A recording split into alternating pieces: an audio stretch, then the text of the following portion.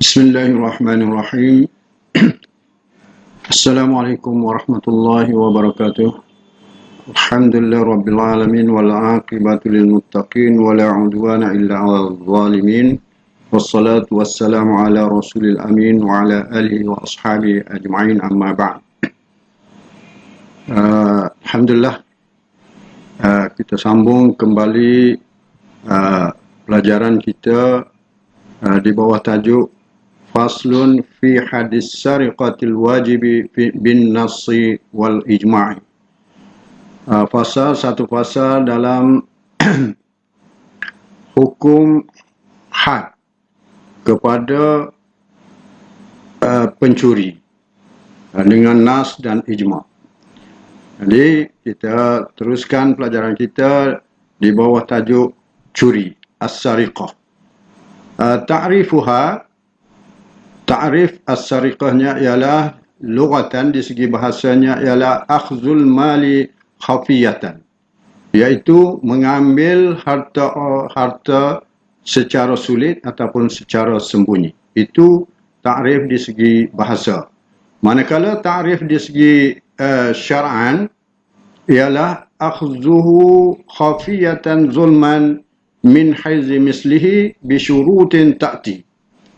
Manakala ta'rif sariqah di segi syaraknya ialah mengambil harta orang lain secara sulit yang bukan haknya. Secara sulit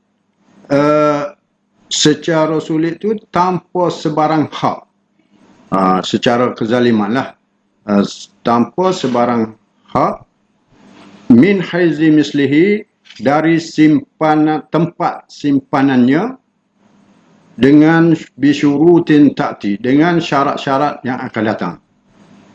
Jadi curi-curi di segi syaratnya ialah mengambil harta orang lain secara sulit dari tempat simpanannya.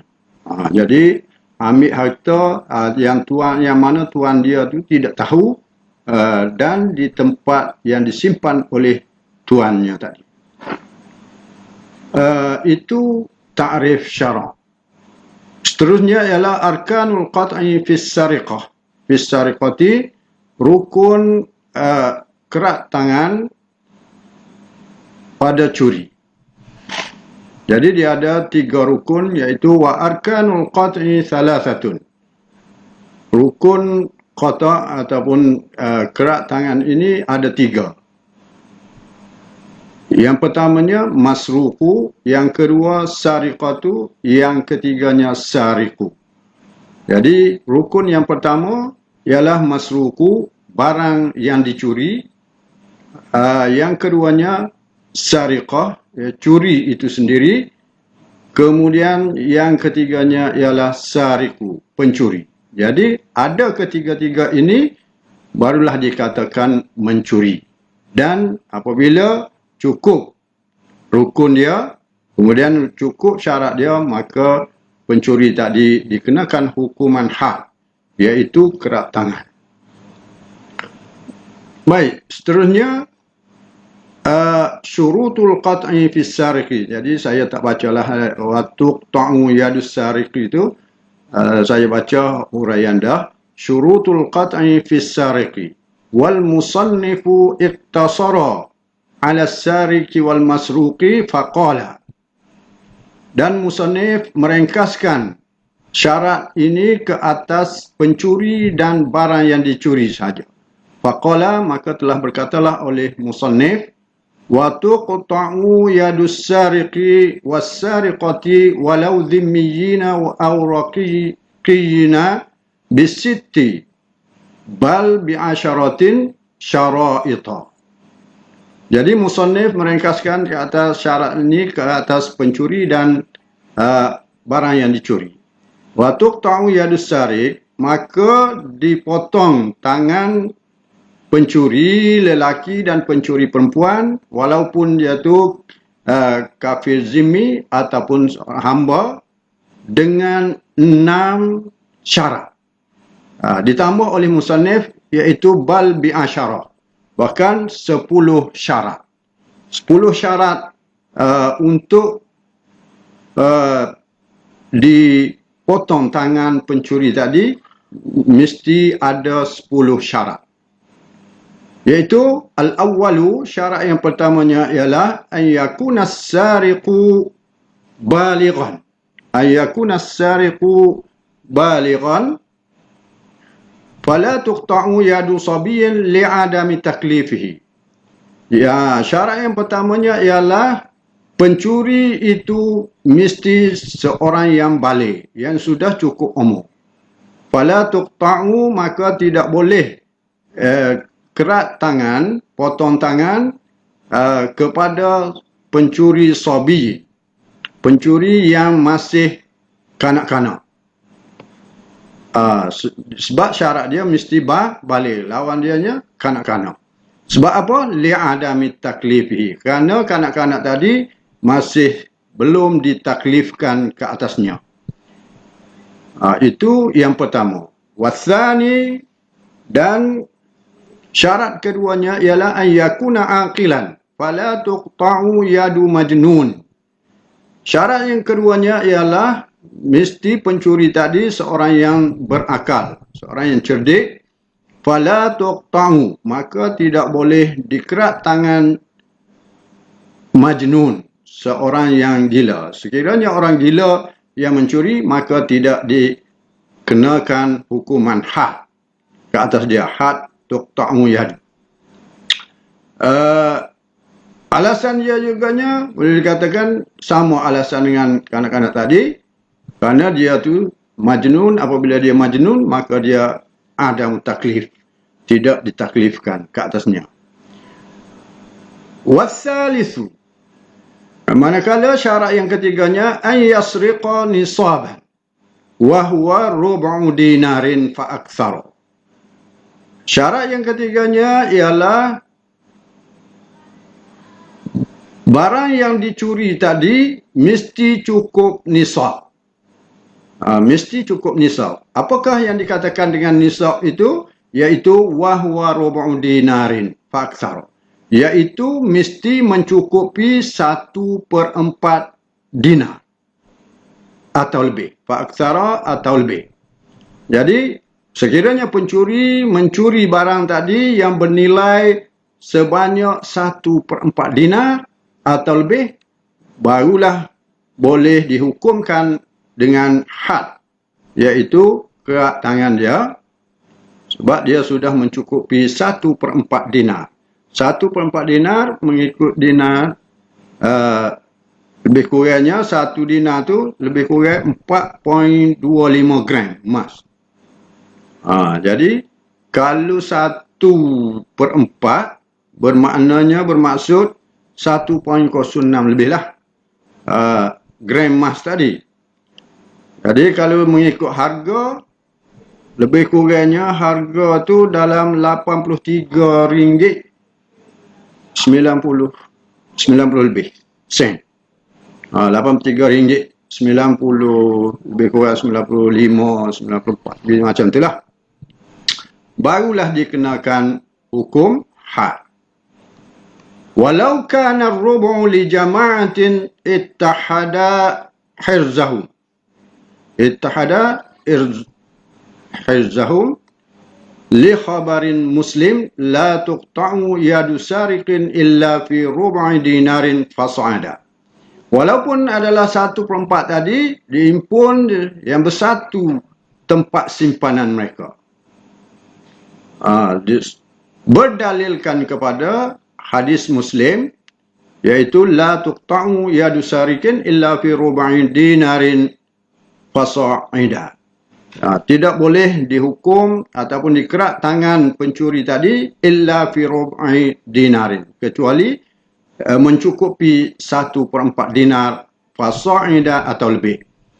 Itu hadis dalil daripada Muslim menyatakan seorang yang kena kerat tangan dia apabila mencuri mesti ialah rub'u dinar.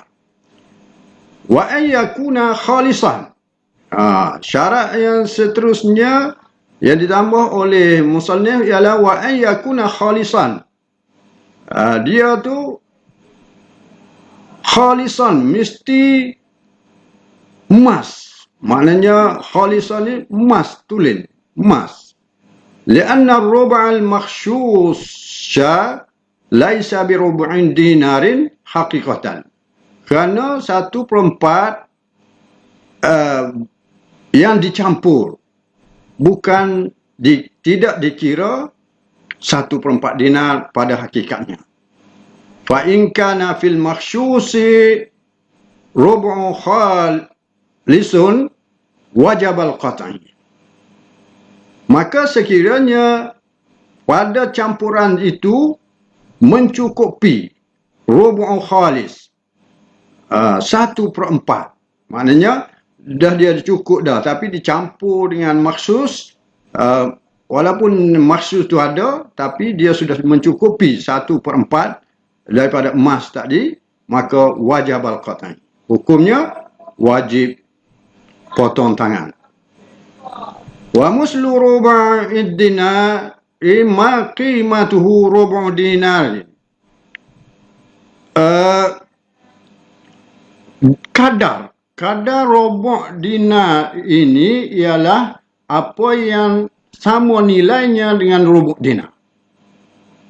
1/4 dinar. Apa yang dinilainya ialah 1/4. Li'annal asla, kerana bahawanya asal fi taqwim pada nilai itu ialah huwa dhahabul khalisu, iaitu emas. Emas yang bersih, emas. Hatta law sariqat darahima aw ghairiha quwimat bihi. Walaupun sekiranya dia curi dirham atau selainnya, maka quwimat bihi, dinilai dengannya. Dinilai dengan emas ataupun dengan dirham. Kalau curi benda-benda lain pun dikira dengan nilai emas tadi, yang mencukupi 1/4 dinar. Itu nilai dia. Wa tu'tabaru qimatuhu rubu' dinarin waqtul ikhraji minal hizzi.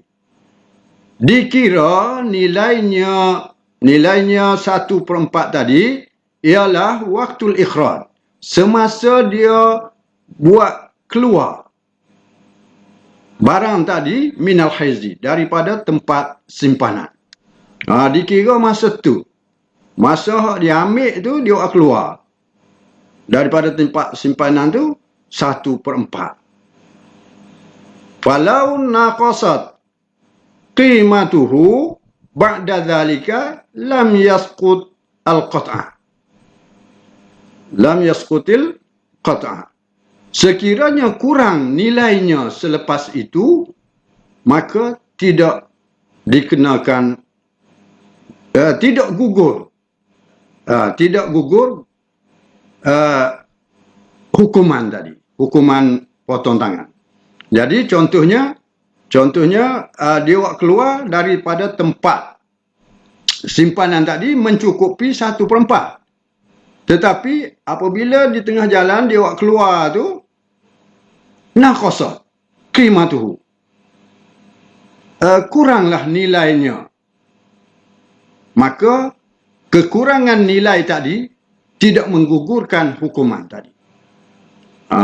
Jadi dengan kekurangan nilai dia tu tidak menjejaskan hukuman had ke atas dia, sebab dianya buat keluar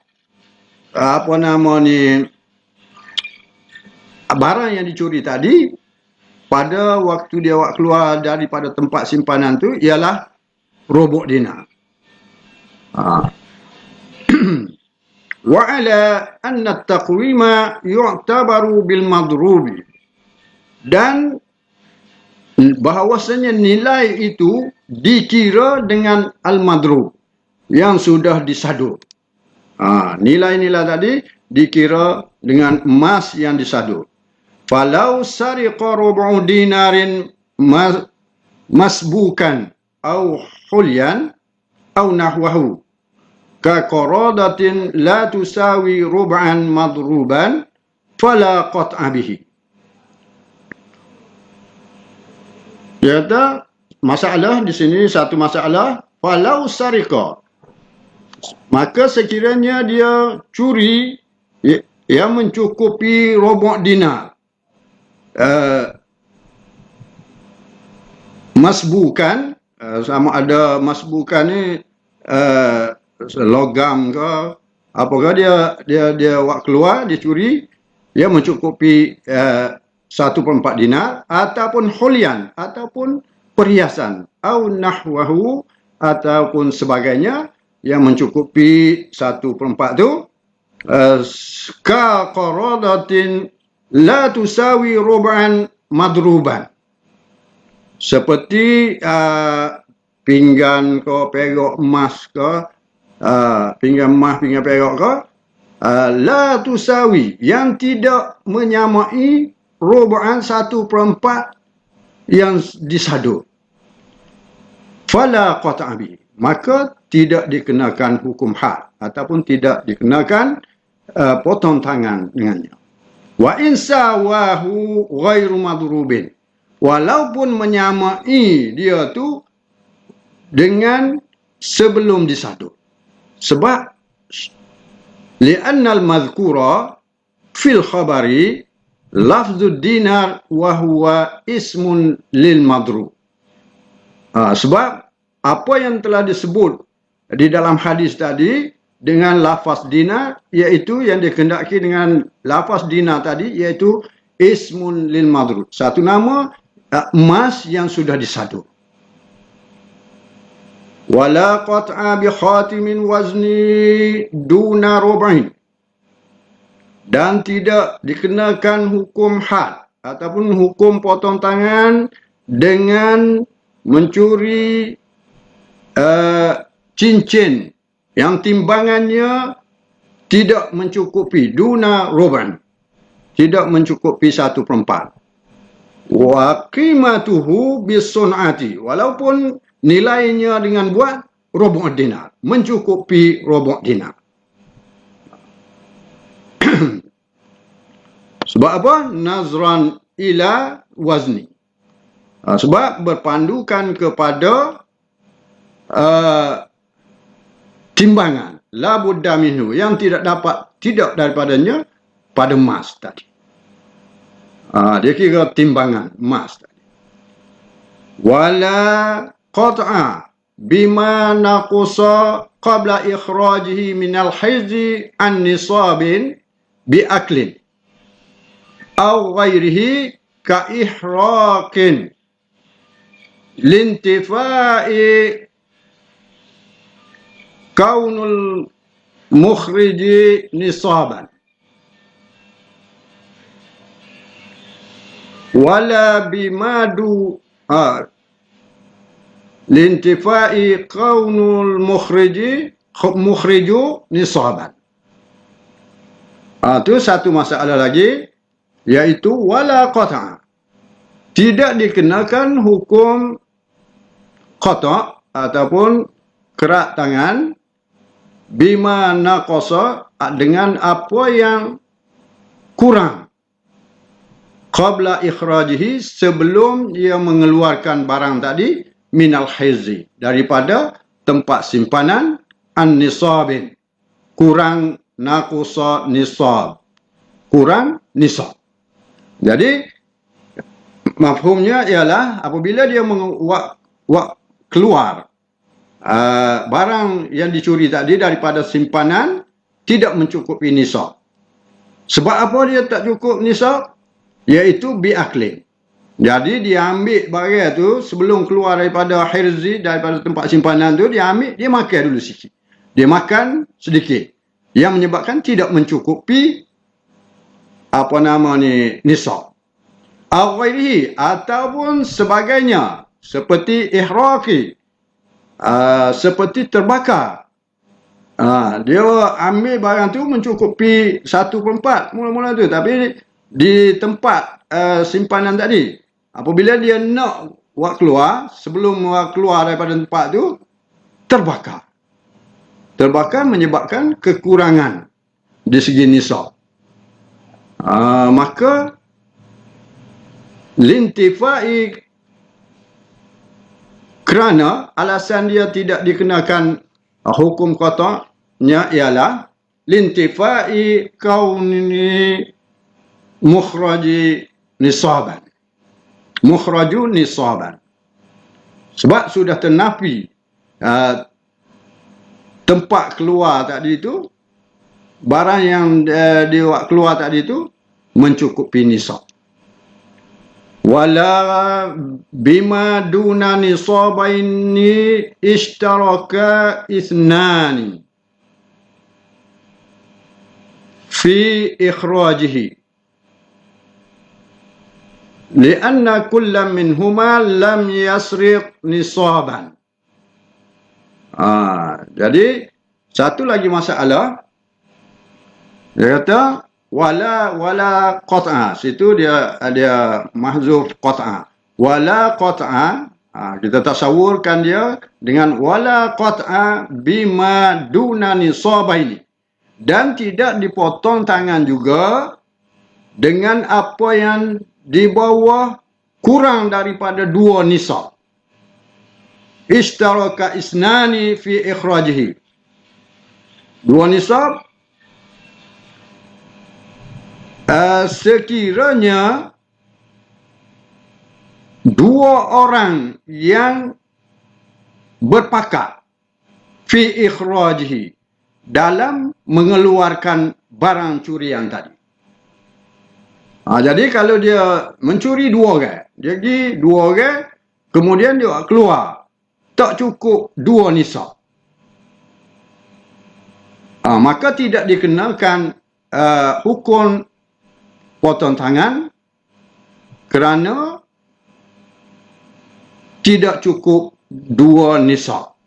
Lianna kulla minhuma, kerana tiap daripada keduanya tu lam yasrik nisaban, tidak mencuri barang yang mencukupi nisab. Kalau contohnya kalau dia curi 2 orang, sekali dia keluar barang tadi, dia kena cukup 2 nisab, baru dikenakan kedua-dua. Tapi kalau dia pergi curi 2 orang, tapi dia keluar barang tadi yang tidak mencukupi 2 nisab, maka tidak dikenakan qata' kepadanya. Wa yuqta'u bi thawbin rassin fi jaybihi, dan dihukum kerat tangan dengan mencuri pakaian yang lama, yang lusuh. Situ rasin tu yang sudah digunakan. Tamamu nisabin, yang mencukupi nisab. Wa in jahalahu sariqu, walaupun pencuri tadi tidak mengetahuinya. Jadi dia ambil PJB dia masuk dalam poket dia ke, kerana dia ingatkan barang itu tidak mencukupi nisab. Li'annahu akhraja nisaban. Alasan dianya ialah kerana dia telah mengeluarkan barang tadi yang mencukupi nisab min haizin, daripada tempat simpanan tadi, biqasdis sariqati, dengan tujuan, dengan qasad untuk curi. Itu alasan dia. Wal jahlu bi jinsihi, dan huraian dia mengenai jahil ni, jahil dengan jenis dia, mahal ke murah ke jenis dia tu, jenis apakah pakaian tadi, la yu'tharu, tidak memberi kesan. Kal jahli bi sifatihi, seperti tidak tahu ataupun jahil dengan sifat-sifat barang yang dicuri tadi. Wa bi nisabin zannahu fulusan, dan juga tu takdir wa bi nisabin tu ialah wa yuqta'un,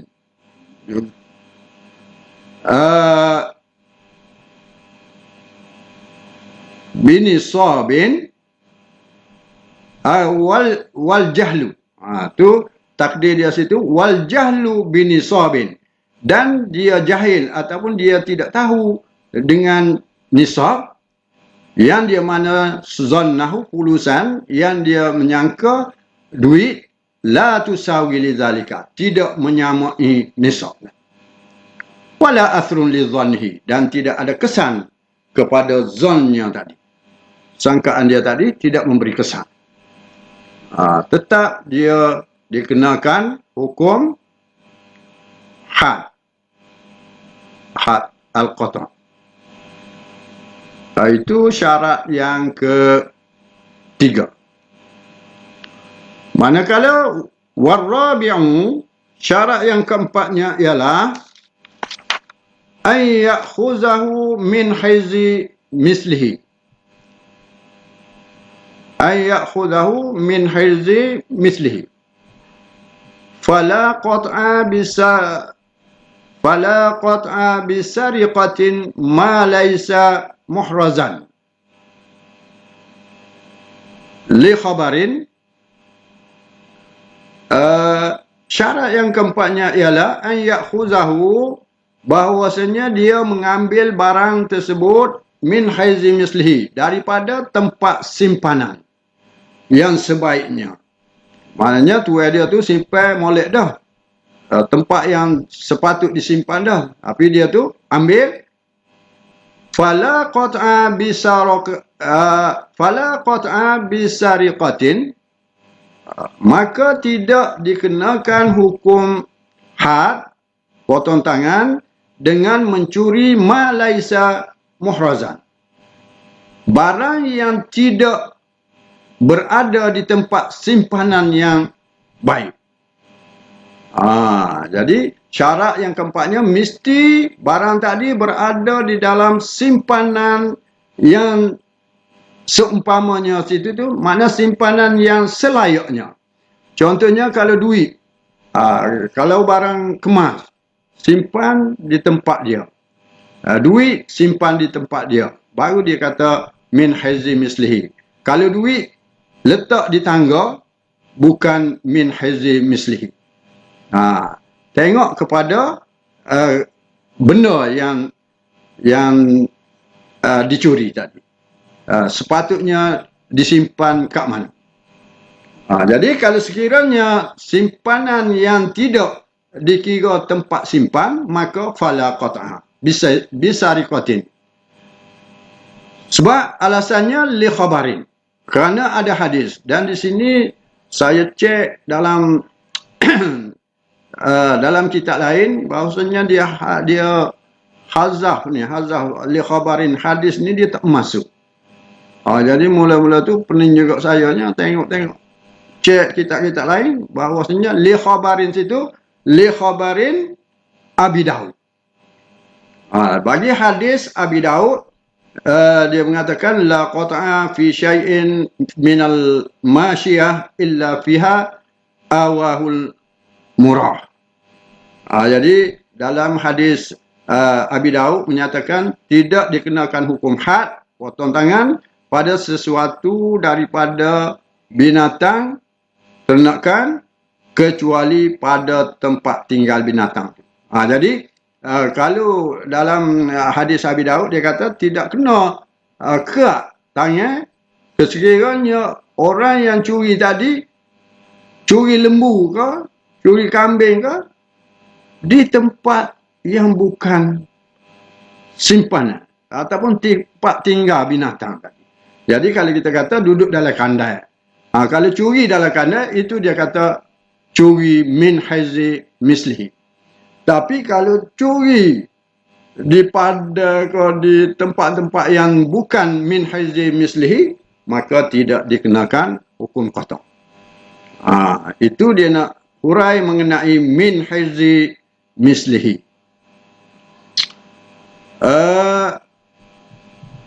Li'annahu jinayah ta'zamu bi mukhataratin akhazahu minal hizzi. Itu saya tambah tu li'annahu jinayah tu, sebab saya tengok dalam petikan dalam apa nama ni Iqna' Asar tu dia ada li'annahu jinayah. Kerana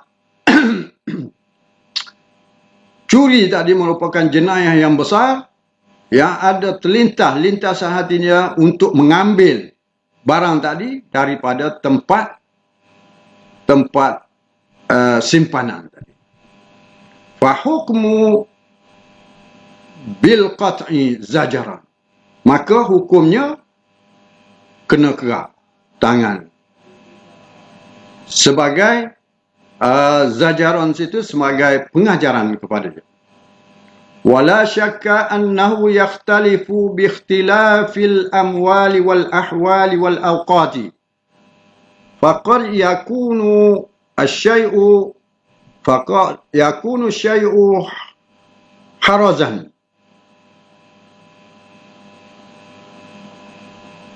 fi waqtin duna waqtin bihasbi salahi ahwalin nasi wa fasadiha wa quwwati sultani wa dha'fihi. Jadi di sini dia kata tidak syaklah bahawasanya hirzu itu yakhtalifu bi ikhtilafil amwal. Berlainan dengan berlainannya harta. Maknanya pelbagai tempat simpanan itu dikategorikan simpanan itu pelbagai, mengikut harta ataupun mengikut keadaan ataupun mengikut waktu. Dia kata nak kita nak iktiraf hizzi mislihi itu juga mengikut pelbagai harta tu. Kalau duit sini tempat dia. Kalau lembu contohnya sini, kat sini hizzi dia. Tu. Faqad yakunu syai', kadang-kadang jadilah sesuatu barang tadi tempat simpanan dia pada satu masa, bukan masa yang lain. Kadang-kadang tempat tu boleh jadi satu tempat simpanan dia dah sesuai dah pada masa tu dan tidak sesuai pada masa lain. Bihasbi salahi ahwalin nas, mengikut kebaikan keadaan manusia tu dan kerosakan manusia ketika tu. Kalaulah maknanya masa manusia di dalam negara kau dalam negeri kau dalam kapur tu baik, maknanya perangai dia lagu ni, maknanya kalau tok sini ni mana pun maknanya kena curi, maknanya dia dikategori maknanya tidak hirzan situ. Tapi kalau tak baik, maknanya kalau tok sini pun maknanya dia tok sini, selalu dia tok sini memang tempat hirzi dia ada. Maka dikira hirzi. Wa quwwatu sultan, dan kekuatan sultan pada masa pemerintah pada masa itu dan kelemahannya.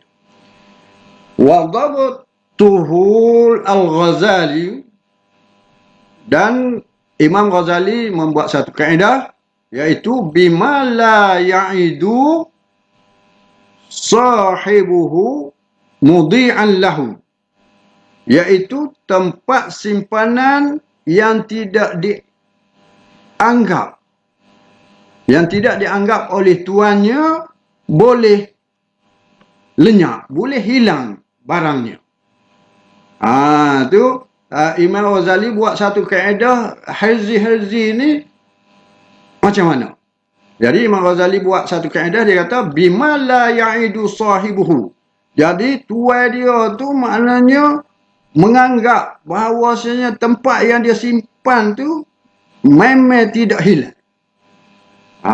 Tu kaedah Imam. Tu yang dikatakan dengan hirzi. Maka fa'al suatu dari wasifatiha hizu khasisi aniyatan wasiyah. Maka dia kata beranda ursah ni beranda rumah ataupun halaman rumah dia. Wasifatuha, dan sini sifat Tuhan ni bangku atas rumah dia ke, merupakan hizu khasis, iaitu tempat simpanan benda-benda yang murah,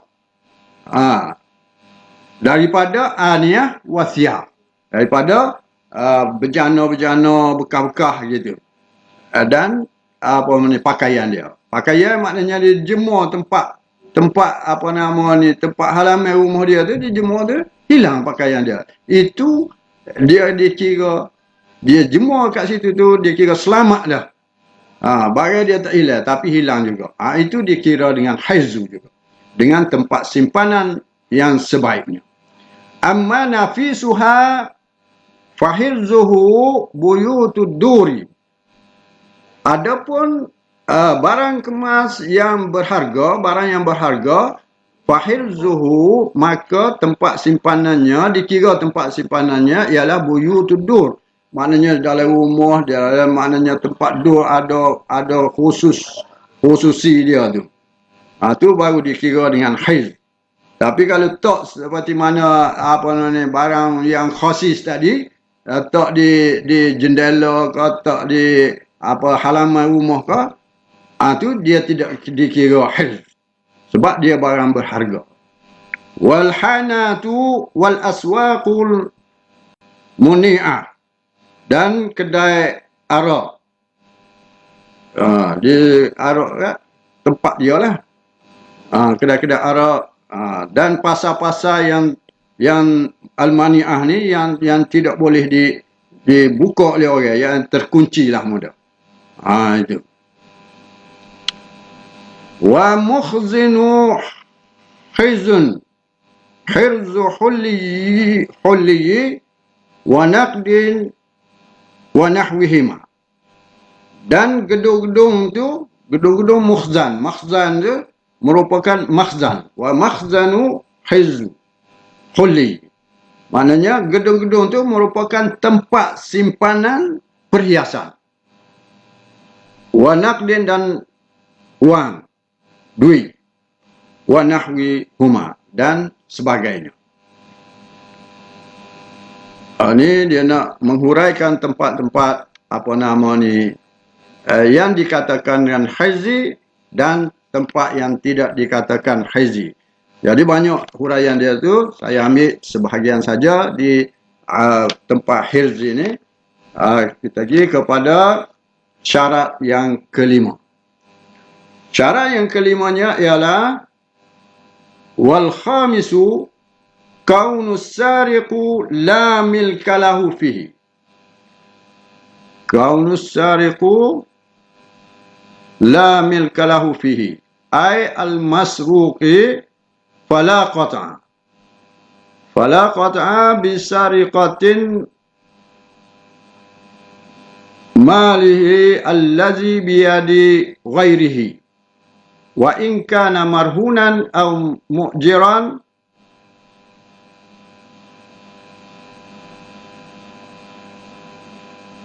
iaitu syarat yang kelimanya ialah pencuri tadi la milka lahu fihi, bukan miliknya. Barang tadi bukan miliknya. Fihi itu fil masrufi, ay al masruf, fil masruf. Maknanya barang tadi bukan miliknya. Fala qata'a bisariqah, maka tidak dikenakan hukum qata' dengan mencuri hartanya. Allazi biyadi ghairihi, yang berada di tangan orang lain. Wa in kana marhunan, walaupun harta yang dia tu ialah dia gadai ataupun mujiran ataupun yang dia sewa. Jadi kalau harta dia diambil melalui curi, maka tidak dikenakan potong. Sebab dia tu jadi tasyabuh, syubhah. Walau sariqa mashtarahu min yadi ghairihi walau qabla taslimis samani, dan sekiranya dia mencuri apa yang dibeli olehnya dari orang lain. Dia beli barang daripada orang lain, walau qabla taslimis samani, walaupun sebelum dibayar. Dia beli dah. Dia beli, dia ambil, dia beli, tapi dia tidak bayar lagi, dia curi. Au fi zamanil khiyari, ataupun barang tadi dalam masa khiyar. Dia jual beli ni dia ada khiyar dalam masa tempoh tertentu. Au sariqa ma ittahabuhu qabla qabdihi, ataupun dia mencuri apa yang diberi kepadanya sebelum dia terima.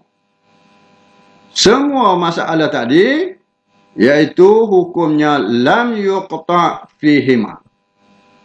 Hukumnya tidak dikenakan hukum kerak tangan. Walau sariqa ma'a mashtarahu malan akhara ba'da taslimi thamani lam yuqta'. Dan sekiranya dia mencuri apa yang dibelinya daripada harta orang lain selepas dia bayar, juga hukumnya lam yuqta'.